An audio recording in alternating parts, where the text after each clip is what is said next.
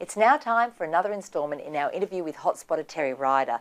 And this week we took a look at what he likes to call no-go zones.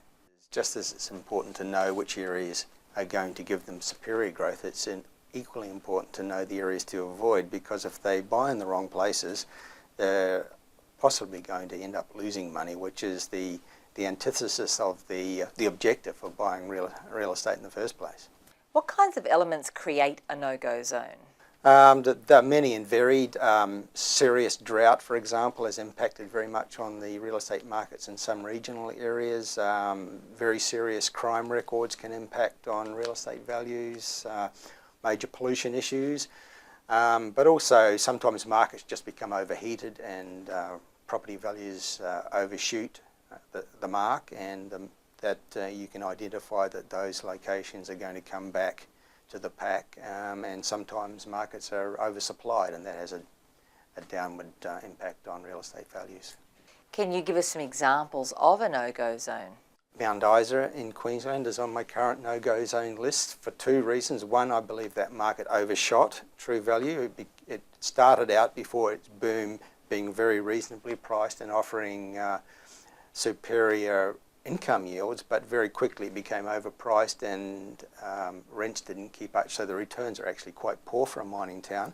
But compounding the problems for Mount Isa are very, very serious pollution issues, which are creating all sorts of negative publicity for Mount Isa, and negative publicity can have a very bad impact on a property market. Are there any others? It might surprise some people to know that the Gold Coast and the Sunshine Coast are both on my current no-go zone list, and this is because I think it's pertinent to warn people that while these areas have big reputations as tourism areas and population growth areas, they're actually very mediocre performers on capital growth, and that's because A, they both seriously lack affordability, and B, developers tend to oversupply those markets, particularly with high-rise apartments.